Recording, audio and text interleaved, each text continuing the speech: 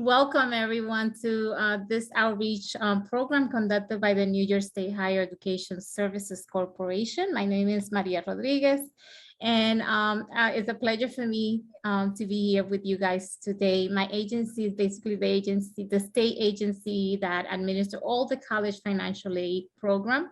We administer the tuition assistance program, or TAP, as well as many other programs that are basically aimed to help student access and pay for post-secondary education. And today we are discussing the college financial aid for veterans and their dependents. It is an honor for me to be addressing this topic today because as we are approaching the commemoration of Memorial Day, so we are excited to welcome a wonderful panel of experts who will tell us about programs available from the federal government as well as state government and how to apply to all the educational benefit that veterans and their eligible family member earn. So with that, I would like to ask our panelists to introduce themselves and their organization. And I would like to start with James. Hi, everyone. My name is James Jenke. I'm an Assistant Director of Financial Aid and Veteran Certifying Officer at Tompkins Cortland Community College. I'm also a Marine Corps veteran and have used the GI Bill to attend college a number of years ago now. Wonderful, welcome. Thank you. I think Jason, we can continue with you. Sure, thanks for Maria.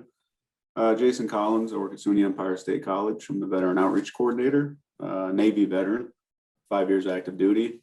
I work out of our Office of Veteran and Military Education, or as we call it, OVME. Basically, we support our students from pre-enrollment through alumni. My part of that is doing outreach with veteran and military students and their families. As Maria said, helping them get their eligibility established, applying those benefits to college, and then becoming successful once they graduate. Wonderful, thank you for joining us tonight. And then we can follow with Welby. Hello, everyone. My name is Welby Alcantara. I work for New York State Division of Veteran Services. I am a Veterans Benefit Advisor, and I have worked at the City College of New York from CUNY and also at John Jay College previously as the Military and Veteran Service Coordinator and Certifying Official. United States Marine Corps veteran. Wonderful, welcome. And last but not least, Anne. Thanks, Maria. I'm honored to be here with these vets here tonight to talk about this important topic. I am the Outreach and Communications Manager at Higher Education Services Corporation, and I will be sharing today information about the veterans-related programs that higher education administers. Wonderful. Thank you all for being here.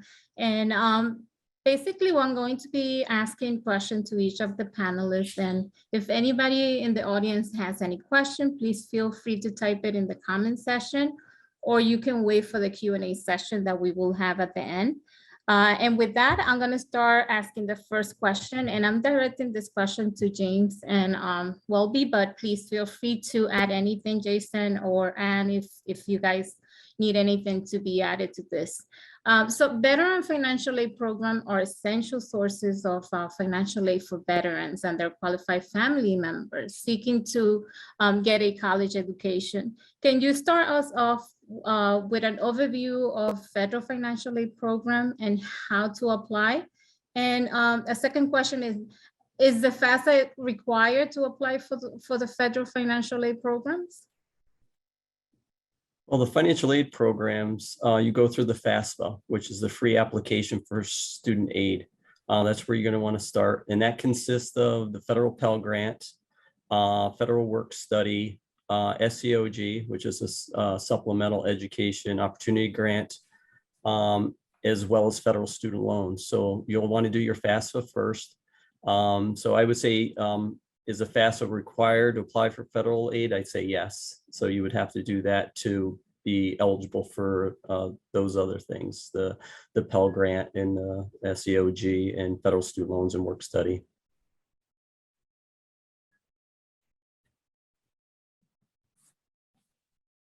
Well, is there anything that you would like to add? No, I have nothing. Okay. All right. So as we move forward, Anne, can you tell us about a program that New York State offer and where to find information?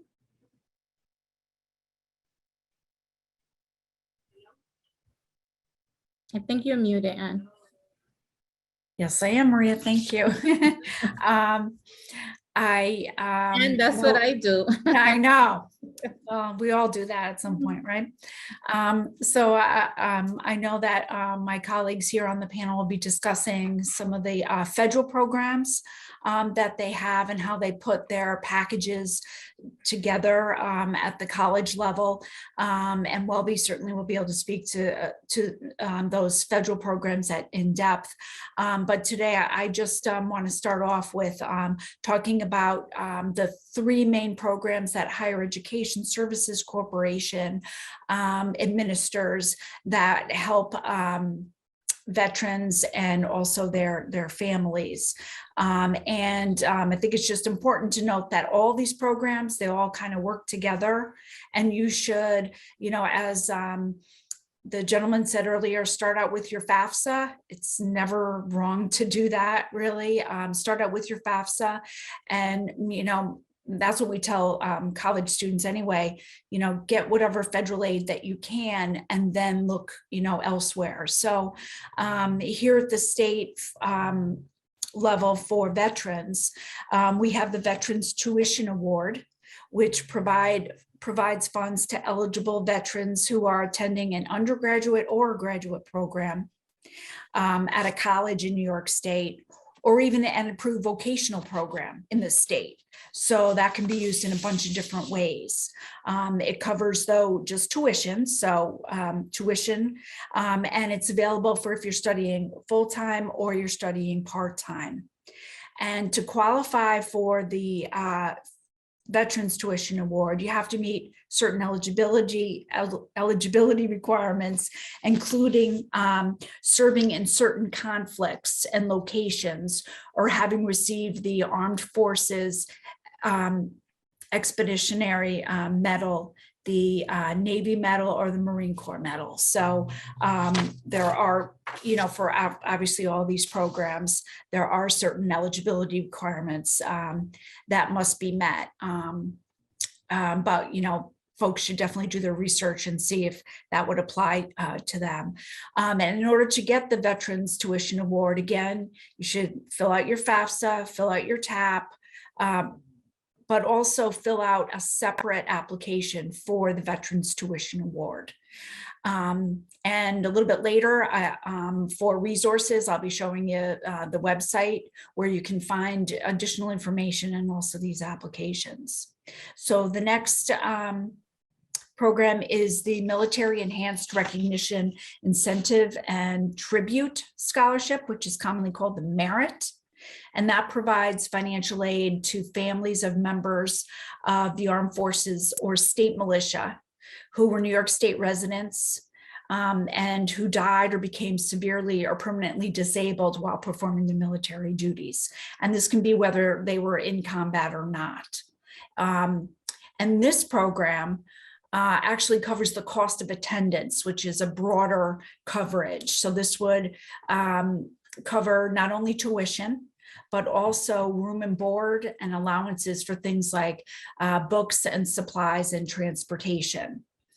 While these colleges can, while these funds can be used at any college in the state, either a public college like a SUNY or CUNY or a private college, the amount is limited to that which would, fully cover a SUNY. So that's just important for folks to remember. And to apply for merit, again, you should apply for the FAFSA and TAP. And then also there's a separate merit scholarship as well, a form to, fill out and submit. The third one is the New York State Regents Award for Children of Deceased and Disabled Veterans, which helps families of veterans who served during also specific times of national emergency. This award provides $450 per year for each of those dependents. And to apply for that, again, you fill out your FAFSA, you fill out your TAP, and then there's also another application specifically for this to fill out. But those are the programs that we administer in New York State that I think that all veterans and veterans' families should be aware of. Thank you, Anne. Sure. Moving forward to the next question. It's Yes, Jason. Yeah, Maria, I was just going to Thank say you. that we're talking a lot about FAFSA. And Lisa actually put a Q&A in there already about it. So the FAFSA doesn't duplicate pay or cancel out anything. And it doesn't have to be paid back. So, my personal experience, I had 100% post 9/11 GI Bill, thought everything was covered. I was good to go. Didn't need to apply for anything else. And I missed out on thousands of dollars per year because what happens is the Pell Grant or the FAFSA, your Pell Grant gets paid to the school, your benefit pays your tuition, and then you get refunded that money. So it's almost like income. And Lisa, who's from CUNY, did put that in there that a lot of veterans don't know that. So it is very important to know that really should be a first step. And if you get denied FAFSA or the Pell Grant, it doesn't hurt anything. It's not like it's going to hurt your credit score or anything like that. So it is really the first important step to get going. Yeah, exactly. I just wanted to add with regards to the Veterans Tuition Award, for those veterans that aren't 100% of the post 9/11 GI Bill, they can apply for the Veterans Tuition Award and get whatever the remaining percentage of that tuition charge covered under the VTA. So I always make my veterans aware of that. If they're not 100%, to always apply for TAP and VTA, because they may be eligible for a percentage of that covering the rest of their tuition charge. That was a good point, James, because VTA, or if you're not eligible for VTA, you might be eligible for TAP or New York State Tuition Assistance Program, which will do the same, cover the remaining of what post 9/11 doesn't. So that's a great point. Exactly.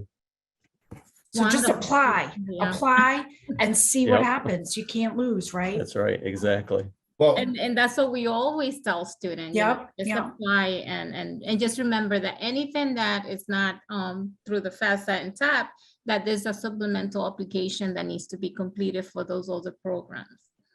So, I just wanted to add something, and with the New York State Regents Award, the $450, a veteran needs to be 40% service connected to get that $450 for their child. With the Thank you. military enhancement scholarship that pays for the tuition, boarding, books, a veteran needs to be 100%. They also need to get a form filled out by their doctor that says the veteran is not able to work. But he has to be 100%, and the veteran cannot be working, and their child or children is eligible for that scholarship. Yeah, thanks, Well, because yes, there are very specific requirements, as you pointed out, and not just for the conflicts that I mentioned, but yes, thank you for bringing that up. The level of disability is important to pay attention to, right? And the paperwork that needs to be provided in order to demonstrate the need and the meeting of the requirements. So thank you. Yeah. and I think this is why it's essential for us to do events such as this one, because the financial aid process is such a confusing system to navigate for regular students. So I can imagine how confusing it is for a veteran that is also eligible or doesn't know that they're eligible for additional educational programs. So thank you again. And moving forward to the next question, which is directed to Wilby and Jane. Can you tell us how can a student find out if they are eligible to apply for a military educational program, and where do they go for help? I would say when in every school, I know in CUNY there is a military and veteran rep, and usually other student veterans. And there's some schools that do not have it. So, I mean, it's tough. It's a case by case, school by school. because I met a lot of veterans that went to school and didn't know that there was a VTA, the Veteran Tuition Award. I met a lot of veterans that don't know that their children qualify. But even if there is a military and veteran service representative in the school, should be the source of all sources, but sometimes it's just a person that works part-time. But I mean, asking question, other vets, and also the administration at the school. But again, it's a case by case. I don't know if James would have, if they do things different at his campus, but I'll let him elaborate on that. Yeah, I would probably suggest, if when I have anyone that comes in for the military or veterans, they come to my office. It's usually going to be housed, usually at the college, going to be housed in the financial aid office or registrar's office, would be the veteran certifying officer. And that would be a great place to start.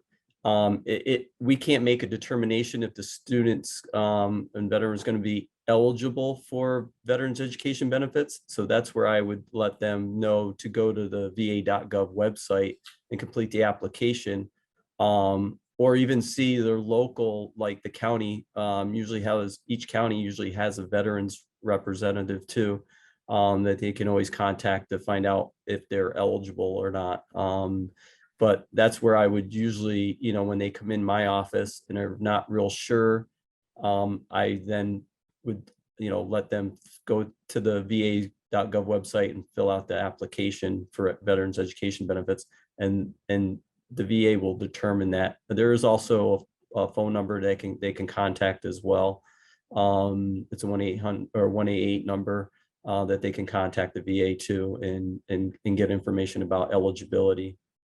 Wonderful. And James, if you don't mind, later on, we can put those contact on the chat function so that people can Sure. definitely have access to that. Yep. And moving forward, if no one else has anything to add to the previous question, I would like to direct this question to Jason and Wilby, if you guys can elaborate on the question. Are VA programs general to all military dependent, or each branch offers different financial aid program to their veteran and their service member? If so, can you give us some example of programs that are specific to each of the military branch? So for the military branches, really there you're looking at tuition assistance while they're active duty. Each branch has different rules that they play by, and they change quite often. We actually have a lot of the services will run out of money mid-year. So they'll let their service members know that there's no more tuition assistance money. So if you have a military member, really they want to talk to their education services officer within their units. And that counts for guard and reservists to figure out, if they're eligible based on their service and what steps they need to take.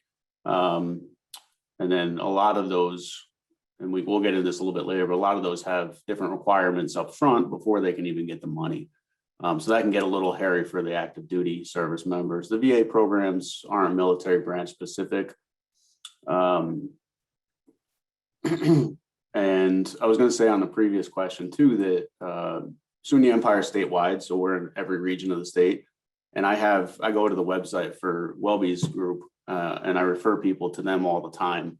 As James said, at the schools, we don't establish eligibility at the schools. We only provide them the information of what they could be eligible for. I will refer them quite often to Welby and his folks, not just for education, but for any other benefit they might be eligible for, because they handle everything.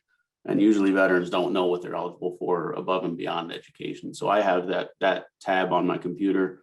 I'm always sending folks over to them. And James mentioned in the county, almost every county does have a rep too. Some don't. But they're also really great resources for veterans, again, for stuff besides education, because all these pieces of the puzzle matter, right? Like the disability percentage. If you have a disability percentage that's paying some of your bills, you don't have to worry about working while you're going to school. You're going to be more successful. So all these pieces play together. So it's really important to get those connected. And that's like sort of the networks that we build up from like CUNY and SUNY, and then the state folks like Welby and the county folks. We start these networks all working together. And then when somebody comes in with a question for me, if I don't know, I can refer to somebody else or ask that question. And that kind of works in the military too, in the veteran world. Once you're connected and in there, as the jarheads. They're both nodding their heads there. Once you get a good reputation and you start to work in that network, it really works well. So that's where I refer folks to almost daily to those. And we actually have Jane Zalski is in our office. She's one of Welby's counterparts. She works for the state too. So I send her a lot of business. But I probably talked a little bit too much about too many questions there. Sorry. No, that's what we want, because I'm telling you, the financial aid system is so confusing. And I think when we build connection, and that's what we're trying to do, events such as this one, so that we can also build on having experts such as you guys to provide us information about a specific program. So thank you. Wilby, do you have anything to add to that question? It's I would say is a very difficult scenario, especially right now, because a lot of reservists and National Guards are being activated into active duty and Title 10, and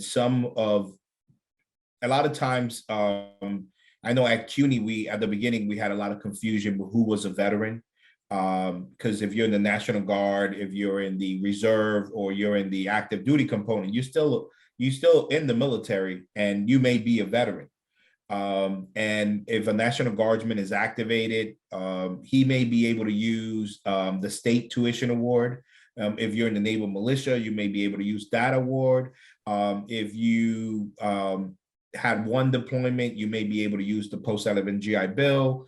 So I would say it has to be a case-by-case scenario. But once you leave and you're able and you complete your tour and that's it, then you'll know what best financial aid way to go. And a lot of times that is not put on the table. A lot of times it's GI Bill, GI Bill, GI Bill. And then veterans are going to school and, they hit their 5th year, and sometimes that's when they start figuring out what their benefits really are.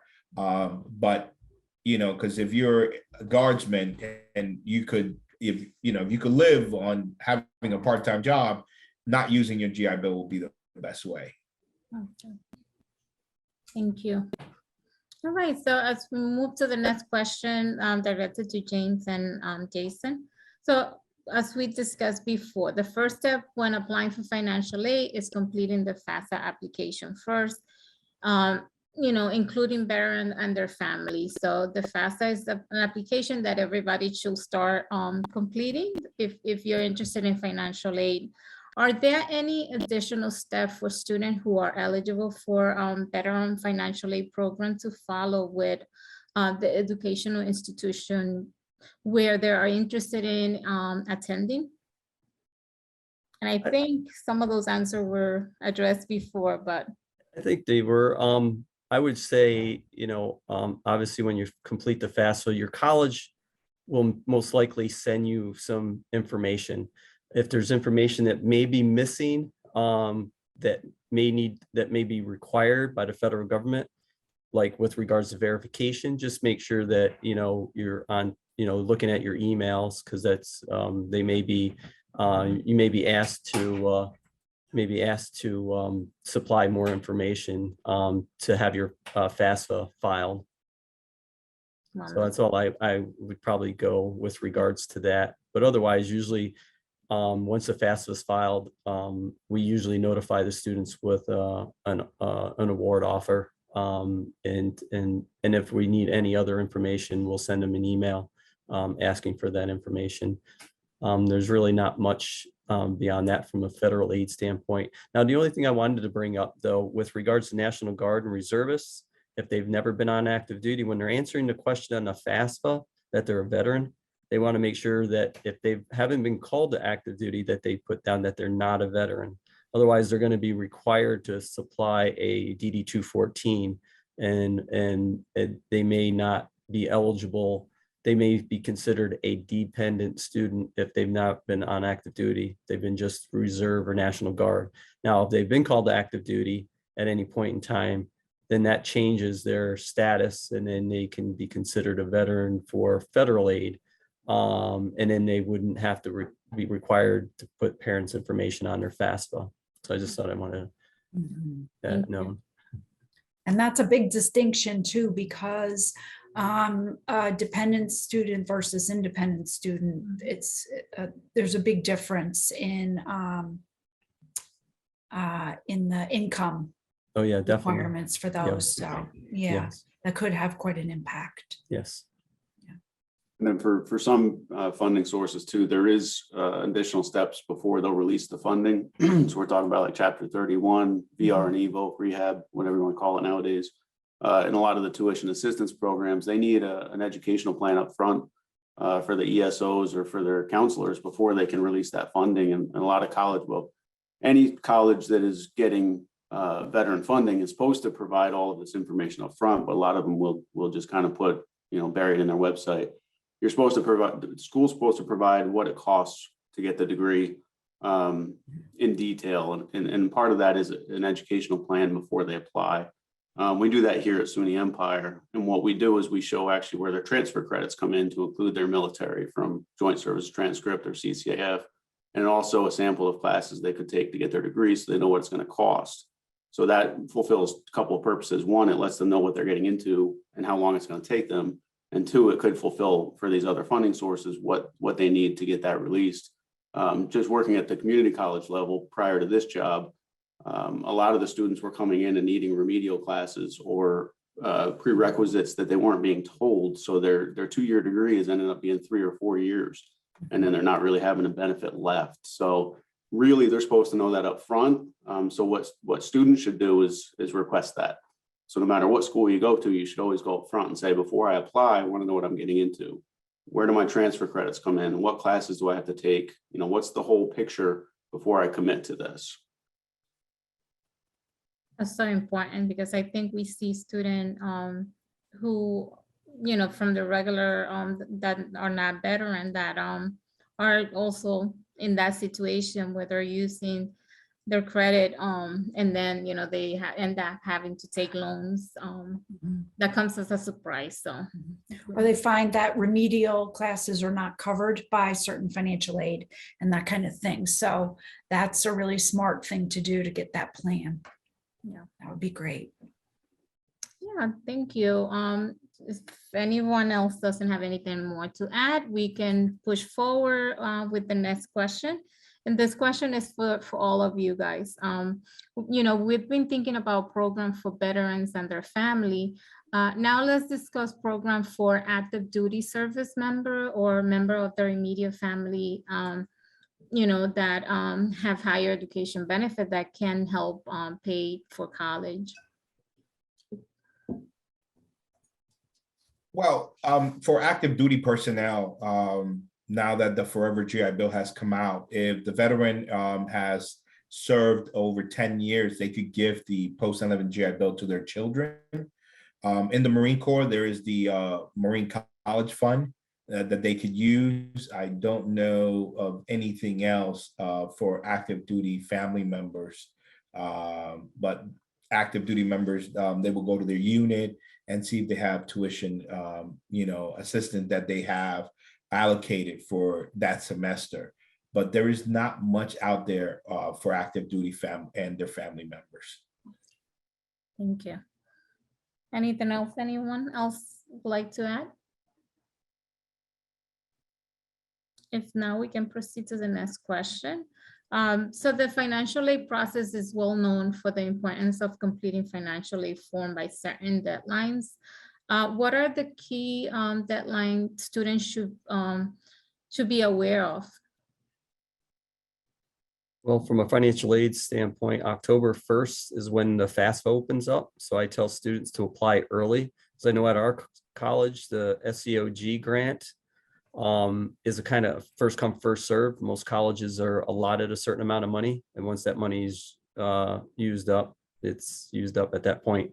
So I tell students who apply early enough and have Pell eligibility may be able to get the SEOG, which is usually around $500 per semester, $1,000 for the year. So I usually have them apply early, and then the deadline would be June 30th of that academic year.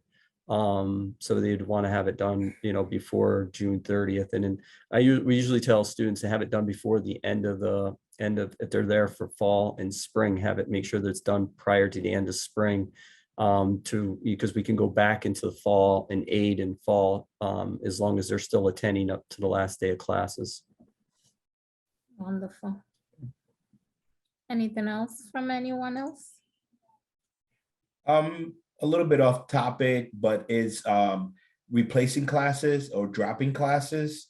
Some students do get in trouble with that because they have to stay full time to get the full benefits. So and then sometimes students may drop a class that is not towards their major. I know that if they do that with the vocational rehabilitation, voc rehab, chapter 31, that would get them in some issues. And depending on some certifying officials, if they drop a class and they pick up a class that is not within their graduation spectrum, they may not be able to get that certified. So that's one of the most important part. And you know, a lot of times when I had students with the VTA is last payee. So sometimes they do get that letter from the school saying, hey, you still owe us this money. And they thought that, you know, their stress level may go up, but they are the ones that get their tuition last. And if they're using something else, like vocational rehabilitation, and they were expecting that money, the school first has to get the money, process the money, and then refund the money to the student. Thank you. Yeah, to Welby's point, it's the VA is a little weird, and it's different than traditional financial aid in that a lot of times it's better for that student to fail a course and retake it than it is to drop it to save their GPA and then take it again. So it's really important to stay in contact with your school rep, whether that's the SCO at the school, the certifying official, or the rep, you know, before you make any decisions, to really check with them and say, hey, this is my situation. What's the best foot forward before I screw this up? Thank you. Yes. It's so many part, you know, when applying for financial aid, that it's just so much better for you to ask questions before dropping a class or thinking that it will be okay, or changing a class, so that you don't lose out on some of those benefits. And then, you know, the last question that I got for you guys is, as we're getting to the end of this discussion, can anyone provide additional resources where veterans and service member and their dependent can go for support and assistance as they are exploring the different financial aid opportunity available to them? So Maria, I just wanted to, if I could quickly share my screen and just Sure, yes, definitely. show folks on the HESC website where they can find information. So this is the HESC website where we have all our information about New York State financial aid. But scrolling down, we have a special section under our special interest area, we call our military corner. And so this corner just sort of starts to provide some links, some information, certainly not the breadth or depth of everything that's been spoken about tonight, but at least it will give our students some idea of where to go to get information about things like, you know, the GI Bill, other grants. And then down here on this grid, we specifically have links to those 3 programs that I spoke about a little bit earlier. This page will link you over to the fact sheets that we have about each of these, and the fact sheet will tell you all about the eligibility information. For example, here with the veterans, all of the conflicts that would be eligible for veterans, what the award amounts would be. And here we have a list of some of the vocational schools where you could apply for this. how part-time study would work. And then way down here, we have a link to the application itself. So I would, encourage our, students to check out the website and at least start to get some of the information here that will help them as they prepare, for their college career. Oh yeah, there's. And did you mind copying that link and Yep, sharing it in the? sure, I'll put it in the chat.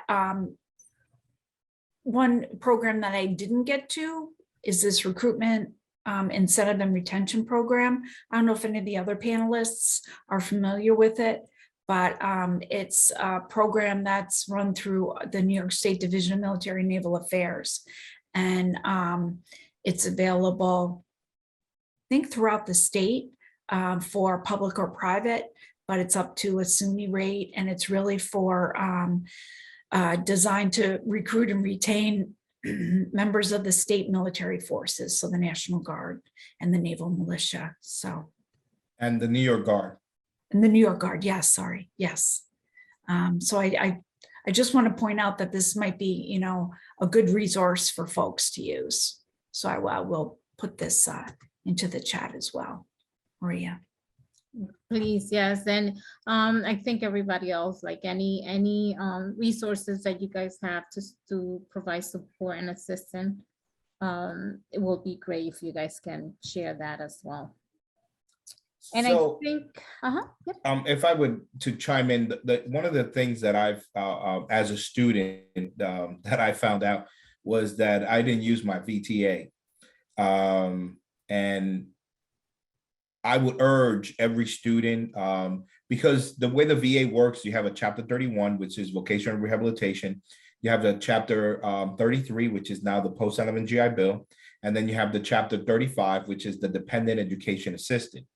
Now, the post 9/11 GI Bill, when it first came out, it was written out to be the first payee.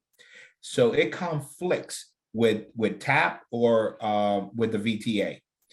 But the other chapters, for example, if you give your child, your post 9/11 GI Bill, they could apply for the Regent Scholarship and get their tuition paid. There is nothing in the policy that says it conflicts. Also, if somebody posted, go to va.gov and you go to GI Bill, but a lot of times the veteran are just focused on the post 9/11 GI Bill.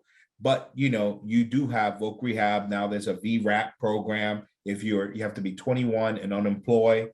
And if you go into a trade school with the VRAP program, you can still apply for the VTA if the school is certified with the New York State Board of Regents. So I would urge every student to look at what the state has and what the federal government has and apply for both. If they get denied, they were denied. But if they don't apply, they don't know if they qualify for both. Exactly.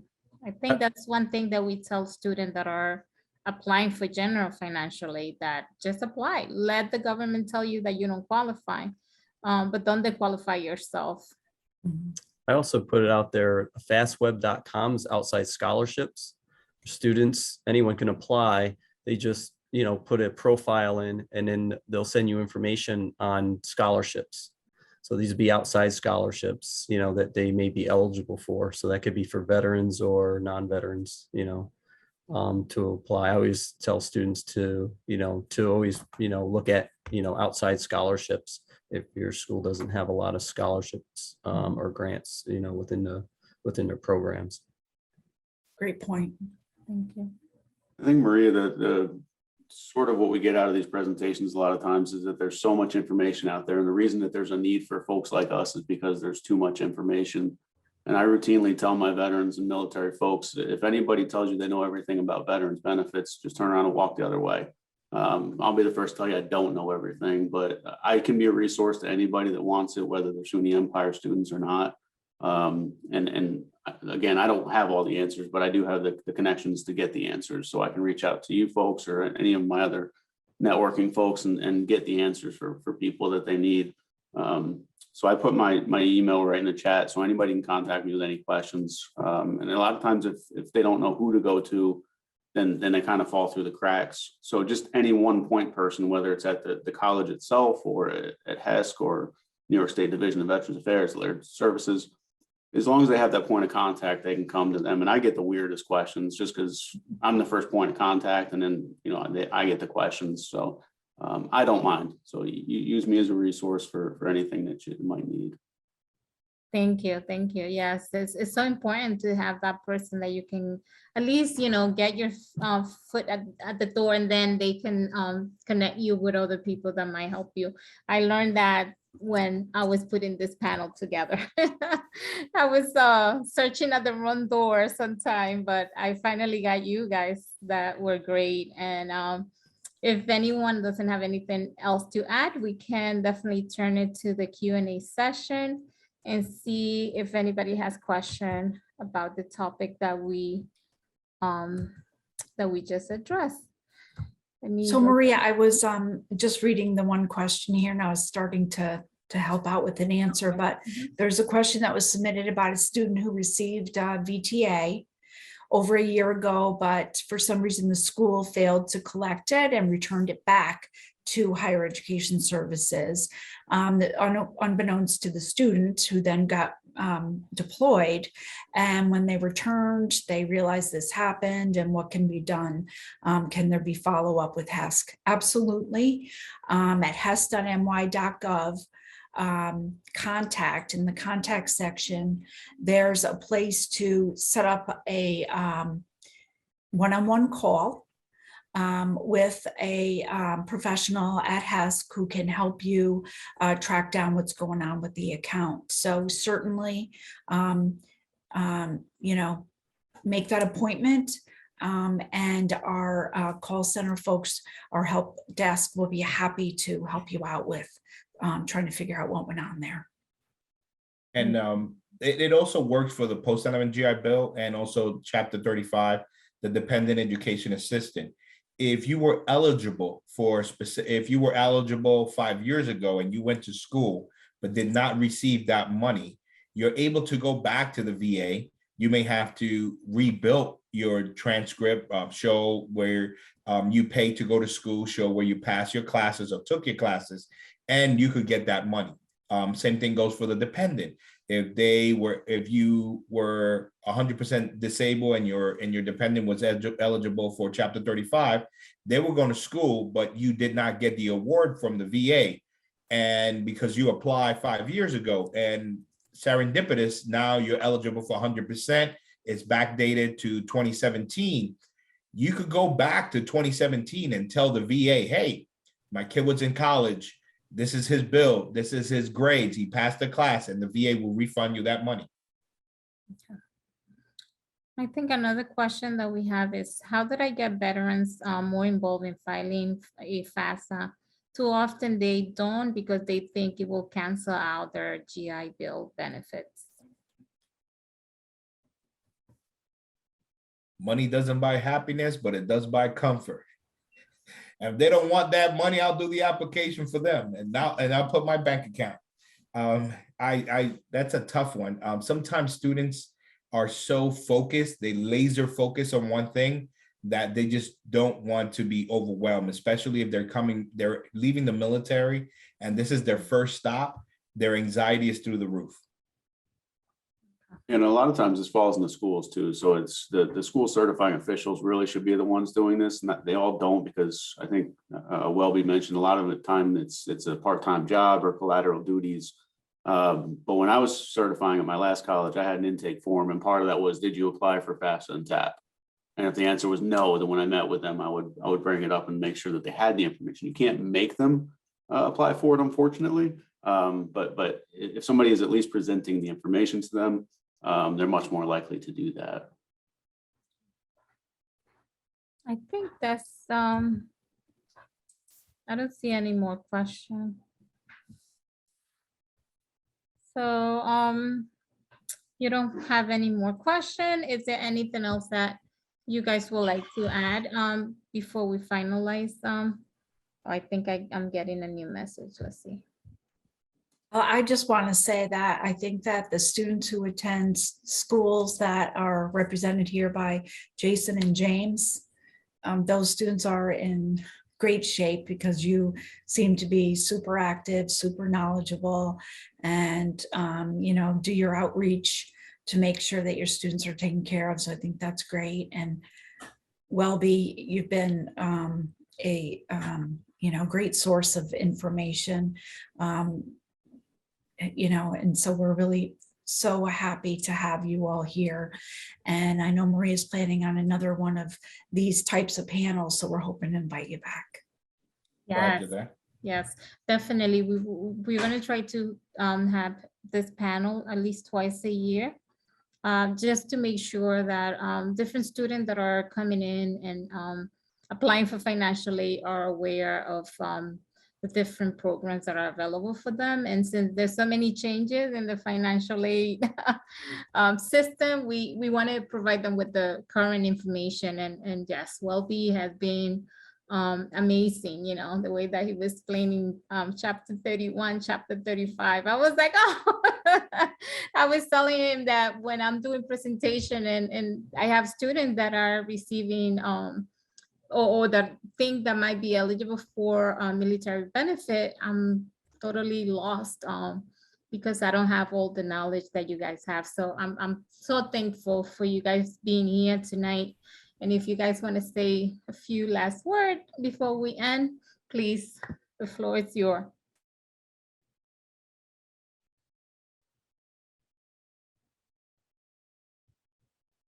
I guess it's a good thing we don't have Air Force people on here because we go all night, right? I wanted to thank you, Marie, for having us. It's really interesting to get these two worlds together.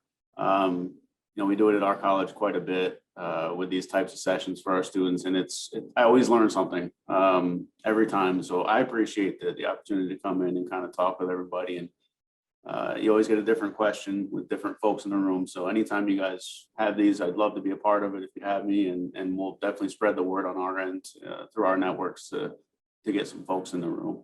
So thank you. Me as well, Jason and Welby, and Maria, and thank you. Because there's, like you said, Jason, I've been doing this for 13 and a half years, and I'm always learning something new. There's always something, especially with the VA, because there's always, in financial aid, there's always changes. Every few months or throughout the year, there's always changes. So you always have to be on top of your game to get that knowledge and pass that on to your students, and especially your veterans. So thank you. Thank you, guys. And before, I just want to thank everybody that joined us tonight. I hope that you found the information to be helpful.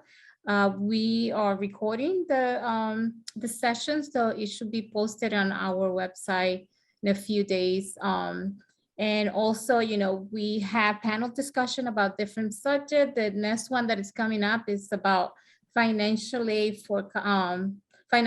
and college services for students with disability. That's going to be taking place June 1st. So please, if you can also share that information, we would love to have you again. And thank you. Thank you and have a good evening.